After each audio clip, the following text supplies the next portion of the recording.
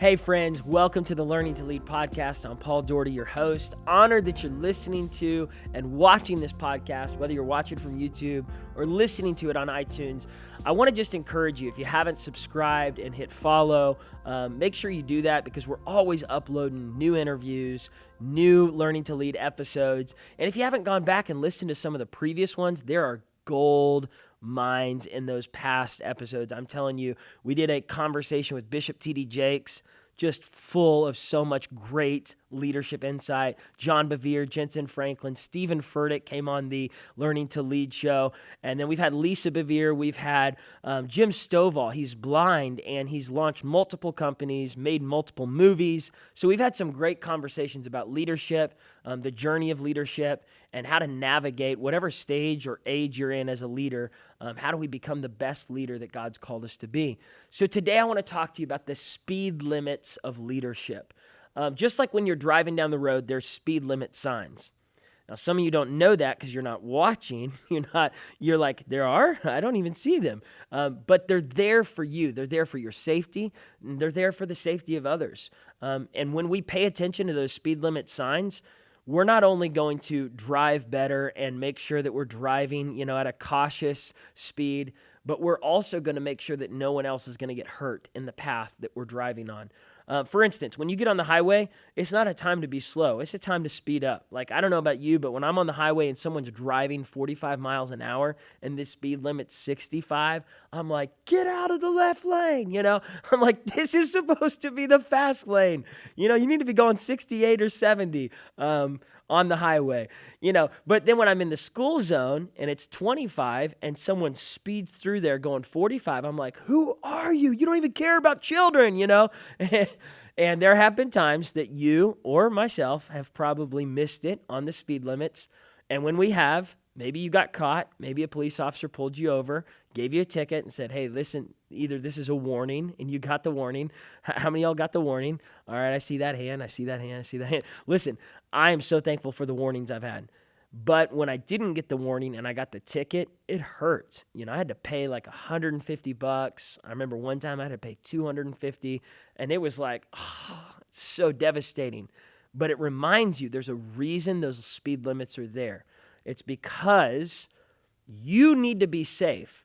As a leader, there are speed limits that are saying, listen, if you go beyond this speed limit, it's going to hurt your family. It's going to hurt you. It's going to hurt your future marriage. It's going to hurt your future children. You might be single right now, and God's saying, all right, you're on the highway. Go 65 miles an hour. But within 6 months, let's say you meet your girlfriend and you're ready to get married and you bought the ring and you have a wedding set. And all of a sudden, God's saying, all right, off the highway, we're going through the school zone, right? Or some of you just went back to school. You're in college or you're in high school or you're getting your master's, you're getting your doctorate. It's a time to drive a little slower. God wants you to learn some lessons during this season. If you go too fast, you're going to miss what God has for you. For some of you that just had children, you've got a baby, a toddler, it's not a time to be on the highway driving 75 miles an hour. It's a time to slow down a little bit. Like those babies need you. Your children need you. If you got a teenager at home, right? There's seasons where God says, slow down. Like this is not a time to speed up. And then there's times where God's saying, all right, put the pedal to the metal. It's time to speed up. It's time for you to move forward in your destiny. It's time for you to move forward in that dream, that ministry that I've called you to launch. And for me, I look back on stories in my life when God was saying, okay, speed up. For me, when I was in college, summertime was a time really to hit the highway because I wasn't in summer school. I wasn't, taking any classes during the summer. My summers were free. And I was like, what am I going to do during my summer? Am I going to work? Am I going to get a part-time job? Am I just going to relax? And I heard God say, I want you to work on your ministry and I want you to hit the ground running. Travel everywhere you can, minister everywhere you can. And so I started a band. I had a Christian rock band. We were kind of like Switchfoot, more like the level B or C band version of Switchfoot. Some of y'all are like, who's Switchfoot? Yeah, exactly. So our band name was Envoy, and we had a couple albums out. We traveled. We played for youth groups and for youth camps and kids camps and churches. And I heard God say, when it's summertime, I want you driving fast. When it's school season, I want you slowing down. Well, this frustrated our band because not everyone in our band was in college. Some of them were out of college. They were like, man, we need to tour the whole school year. But I heard God say, no, you need to go back to school in August. And when school starts up, slow the band down because I don't want you to miss what I've called you to learn during that season. And it was tough because you have some people whispering in your ear, speed up, and you hear God whispering, slow down, slow down. So there was this girl I was dating in college, and I literally was like ready to speed forward in this relationship. I was very attracted to this girl, and we were having so much fun hanging out together. But I just felt like God was saying, like, slow down, take it slow. It was my junior year of college, and this girl wanted to speed things up. Like, she was ready to get married. She was ready, and I was like, hey, I guess I'm ready. Let's move. And God was saying, no, slow down, slow down. And I want you to focus on school, and I want you to focus on your band. And I want you to focus on your relationship with me. And it came to a point where this girl was so frustrated with the speed of our relationship that she said, if we're not going to go the speed that I want, then I need to know if you really want to be in this relationship. In other words, it was like either her speed limit or we're cutting this relationship. And I said, listen, you don't set the tempo of my life. You don't set the speed of my next season. Like, that's God's job. In the Bible, David said, Lord, my times are in your hands. The Bible actually says there are kairos moments, set appointed times that are supposed to happen in your life. God has appointments for your destiny. God has a time when you're supposed to get married. God has set times. And when we try to speed it up, and this is what Abraham tried to do. God told Abraham, you're going to have children, but it's not going to happen on your timetable. It's going to happen on God's timetable. Well, what happened? Abraham, he got impatient. He got frustrated. Sarah, his wife, was like, we're not having kids. I'm not conceiving. This isn't working. I know God said it's going to happen, but it's not. So why don't you sleep with, my handmaiden? And Abram was like, I'm a team player. I'll do it, if you say so. So Abram sleeps with this other woman. He has another child. The child's name is Ishmael, and it caused so much pain and trouble for Abraham's family. And I'm not saying that the baby wasn't a blessing, because I believe every baby has a purpose. Every baby is a blessing. But the point was, he got out of God's timing. He tried to get ahead of God. He tried to do something in his own time, in his own way, in his own flesh. And how many times have we birthed Ishmaels, relationships, jobs, ministries, things, because we weren't following God's speed limit. God was like, slow down. And we were like, no, I want to speed up. Or God was like, speed up. And we're like, no, I want to slow down. Again, we've got to trust that God knows best. God knows what's best for the season that we're in. So here's what happened in that relationship. Me and her, we ended up breaking up.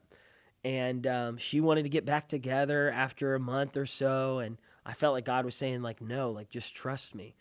And so we didn't get back together. She ended up starting dating another guy, and time went on, and God opened my eyes and said, listen, this girl that you've known since you were little is called to be your wife. And it was, Ashley, who became my wife about a year and a half later after that. And I'm so thankful that I listened to God, because I would have missed where I am today, the children we have today, the life that Ashley and I have built today. Again, I'm not trying to scare any of you out there, but if you're living in a current season without listening to the voice of God and his timing and his pace, man, I just encourage you, like, seek God. If you're sensing to speed up something or to slow down something, really take some time to pray and go, am I hearing from God, or am I following my flesh? Am I following my hormones, or am I following the Holy Spirit, right? Am I listening to guilt, or am I listening to grace? Am I listening to fear, or am I listening to faith? Am I listening to condemnation, or am I listening to courage?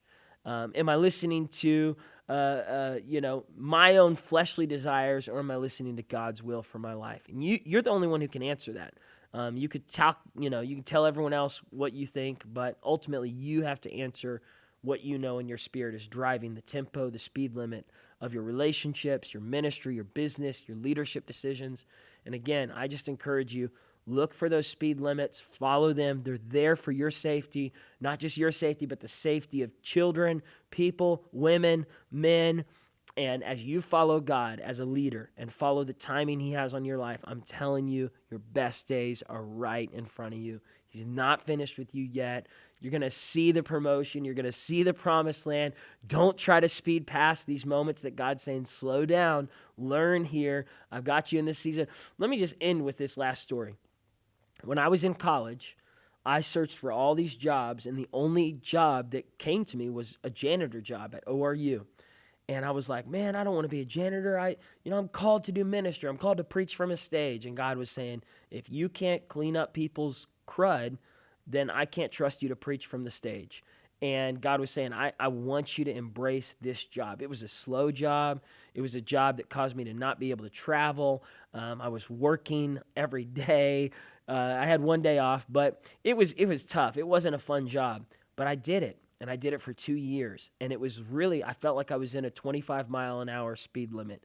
But the day came where when that job ended, it was like God released me from that speed limit zone and led me into a new season where the speed limit changed and I was able to speed up, and I began to lead a on-campus massive leadership movement that I didn't even sign up for. Someone else saw me cleaning up people's trash. And they said, listen, the last 2 years, I've been watching you as a janitor, and I think you're the guy that's supposed to be the president over this on-campus club made up of like 300 students. And there was all these people jockeying for this position of president of the club. And I wasn't even part of the club. And they said, hey, we were watching you as a janitor and your faithfulness and your loyalty and your humility, and we think you're called to be the president of this club. And I got to lead that club. I got to bring in John Maxwell as one of the speakers to that club, who's like a famous leadership guy. He's written all these leadership books.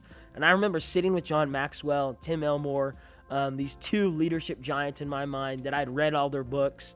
And I'm like, had I not listened to God and been faithful in the speed limit of janitor, I never would have gotten the promotion to sit at the table with John Maxwell and Tim Elmore and be the president of this student club on campus. And how you handle one speed zone determines whether you're ready to step into the next speed zone. So again, I'm just saying, be faithful, listen to God. Your best days are still in front of you. Love you so much. God bless you. Have a great rest of your day.